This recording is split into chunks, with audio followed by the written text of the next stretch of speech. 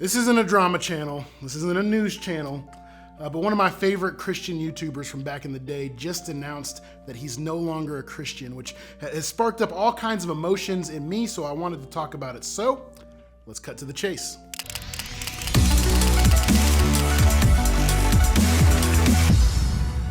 What's up, everybody? Welcome back to another video on this channel. My name is Chase, and I've always wanted to use that phrase, let's cut to the chase, on here on this channel, but I couldn't because it belonged to one of my favorite Christian YouTubers from back in the day, Joseph Solomon. Now, I say favorite YouTuber from back in the day, not just because he's no longer a Christian, but really because he's no longer, in most people's eyes, just a YouTuber. Like in most people's eyes, he's more of a poet and a musician, but I'll always know him as a YouTuber because that's where I found him. In fact, back in 2017, I made a video about my top 5 favorite YouTubers, and I said, the first one is a guy named Joseph Solomon.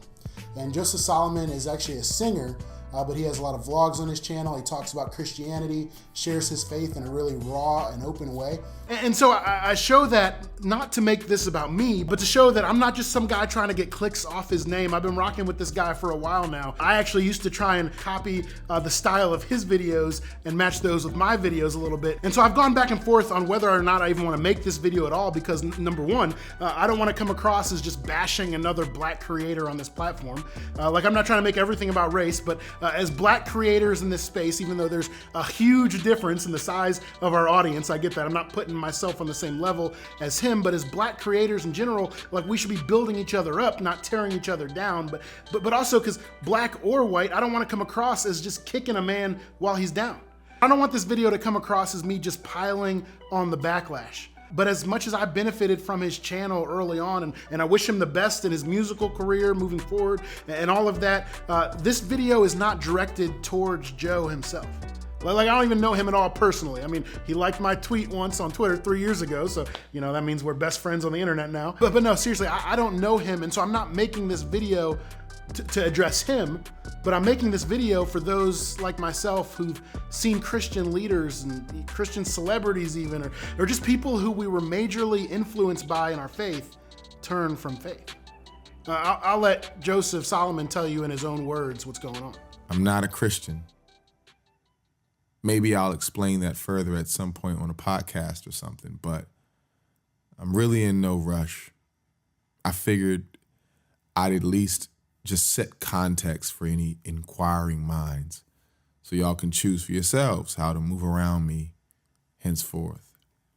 I won't be answering any follow-up questions in my mentions. If you ain't really fooled with me personally before this, now's not the time to make your debut. Your text or DM will go unanswered. I tried, and I tried. At a certain point, I think I began to fear the gossip and I told you so's more than leaving faith itself. But y'all can do what y'all want to do. And this is nothing new. I mean, if you know about a guy named Charles Templeton, if that name sounds familiar, that was Billy Graham's ministry partner when he started out, like back in the 50s and stuff. And in the 50s, Charles Templeton, who had helped lead thousands of people to Jesus, ended up turning away from Christianity. If you're a Bible student, you might have heard the name Bart Ehrman, right? He's one of the biggest atheists, biggest voices in the atheist community now. He started off as a self-described fundamentalist Christian. Josh Harris, the guy who wrote the book I Kissed Dating Goodbye, and many other musicians and big name Christian figures who started out as followers of Jesus and then now have turned their back on their faith. And I'm not trying to make this video to give the theological reasoning for why that happens. I'll let other people do that. But I want to make this to talk about how I think we should respond and what we can learn even about ourselves when this happens. Because often when a Christian leader turns from the faith, I often see 2 camps that people automatically fall into, right? Either it's like, hey, good for you, like you're on a journey and we support you no matter what you're doing. We're actually almost happy that you're talking about how you've turned your back from Christianity. And so that's one camp, people just kind of praising him for coming out and saying what he's saying.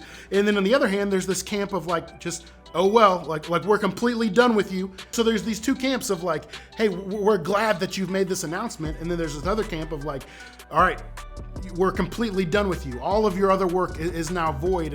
And the thing is, I think that in and of themselves, both of those responses are erroneous and not completely Christ-like. So what is the response that we should have? Well, as a pastor, I always got to write something out. So I'm just going to go through these. These are just some of the thoughts that I've been having as I've been processing what's happening here with Joseph Solomon. Number one, we need to stop holding these people up. Like I know it's easier said than done, but as my former pastor growing up used to say, the best of men are men at best. In other words, we're all broken, we're all messed up. And so we put some of these people on such a high pedestal that then when something like this happens, it just wrecks us. And again, I know that's easier said than done because all of us, we're drawn to these people for a reason. But we also have to realize that we live in a broken world and all of us are broken. Most importantly, especially me.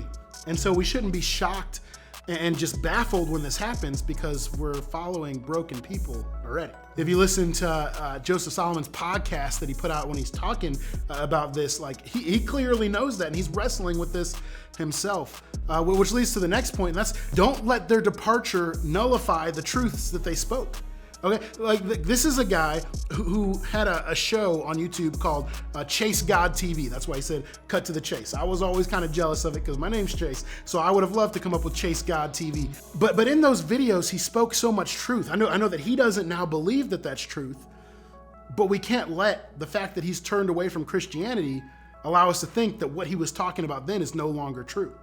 The same can be said, and I'm not at all equating these two things at all, but we all know about what happened with Rabbi Zacharias, right? The fact that, again, I'm not equating the two, but the fact that he had this huge fall and just was into some terrible mess doesn't negate the fact that he was wonderful at articulating the Christian faith.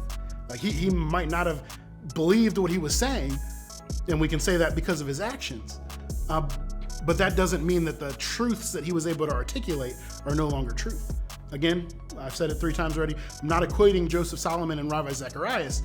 I'm just saying the fact that one has left the faith and one after his death was proven that he wasn't actually living the faith that he was talking about. Regardless, it can be said that they were still speaking truth in the past. And so we can't just throw out all of Joseph Solomon's teaching and say, oh, he's no longer a Christian. That means that all of this stuff is errant. No, we can't let people's departure nullify the truths that they were speaking. Number 3, we need to listen to the reasons why people are leaving the church. Like so many are leaving because they're hurt. Like you look over the past year, and I know this phrase of deconstructionism or ex-evangelical, and I'll get to in a second why we can't just blindly follow that, but at the same time we need to listen to the voices of those who are hurting because there's a reason why people are leaving the church at a rapid rate.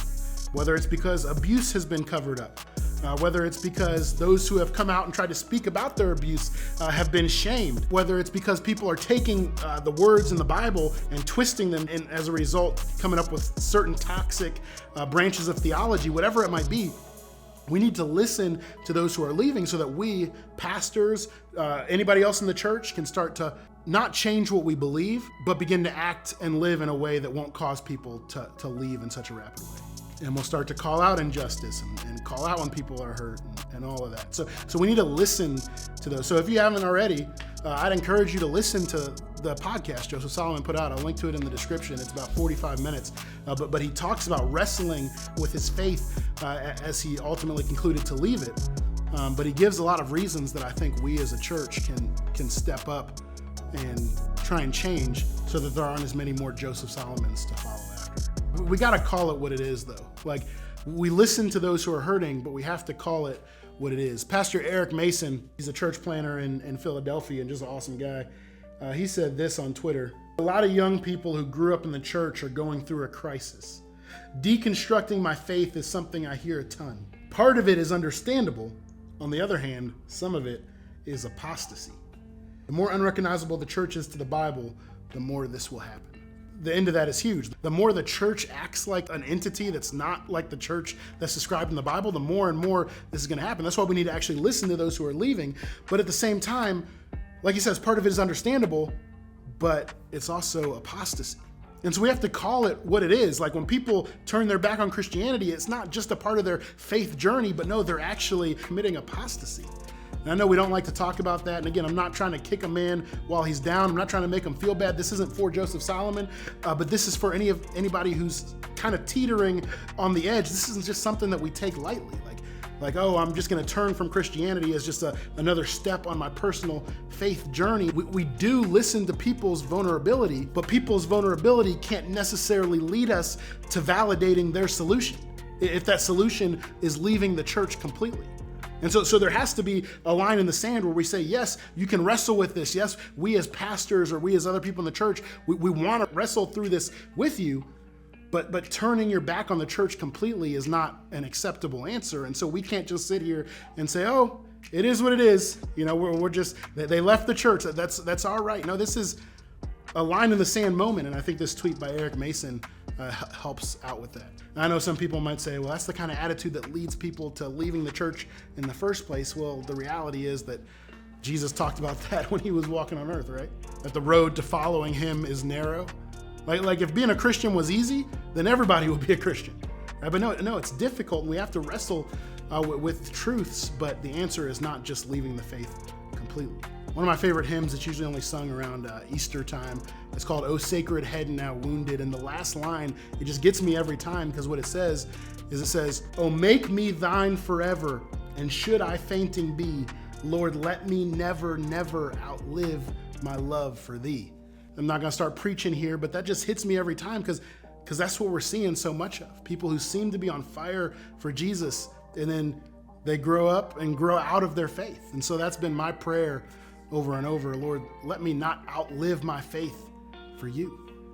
And again, just singing hymns or quoting poems or even quoting the Bible, that doesn't keep us in the faith. I mean, Joseph Solomon, one of his older videos is him singing the hymn, "Come Thou Fount." We sing that at church, and at the end, it has that line, I'm prone to wander, Lord, I feel it. Prone to leave the God I love. Here's my heart, Lord, take and seal it for thy courts above. And he sang those words, prone to wander, and yet has wandered away from the faith. Which leads to number 5. We need to continue to pray and equip ourselves to stand against the devil's scheme. Like, I know it sounds like a bunch of just Christianese, but this is spiritual warfare. I mean, this is what this is. Like, the enemy is trying to pluck people out of the church, and it seems like he's successful at what he's doing. And so we constantly need to be praying and equipping ourselves by being in the Word, by praying, by surrounding ourselves with believers to make sure that we're not another one just taken out of the church.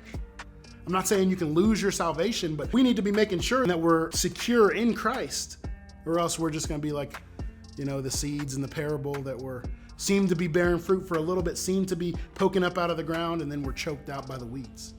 2 more, we need to continue to love and pray for those who walked away. So we should still be praying for Joseph Solomon, not just assuming that he's just a lost cause, but no, we need to be praying, because how amazing would it be if this period of his life that he's going through right now isn't the end of his Christian journey, but just another part of his testimony to God's faithfulness. That's still possible, and so we need to continue to pray and love those who have walked away. Like, don't just turn our backs on them and shun them completely. And then lastly, we need to trust God. Like, we believe as Christians that he's in control of all of this. And so if we're followers of Jesus, we need to trust God that regardless of what happens, regardless of how shaken we might be when people turn from the faith, God's not caught off guard. So again, I'm not trying to turn this into a sermon. I'm not trying to start preaching through this. Again, this isn't directed even towards Joseph Solomon. Joe, if you are watching this video, I'm praying for you. I'm looking forward to seeing how God continues to use your gifts and all the covers on Instagram and all that stuff, and your musical career hopefully taking off as well. But ultimately, all I can say to those of you who are watching this is just trust the Lord. Right? Trust God that he's got you, that you're secure in him, and that hopefully he might bring people like Joseph Solomon back to himself in the end. That's all we can do. I don't really know how to end this video, but I guess that's it. Oh, to grace, how great a debt turn. Daily I'm constrained to be. Let that grace now like a fetter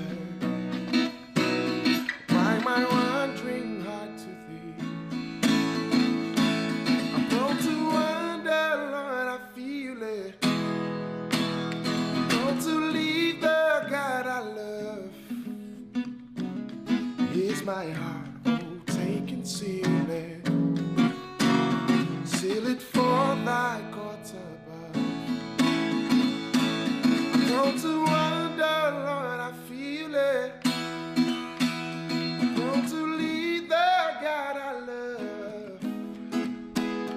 Here's my heart, oh, take and seal it.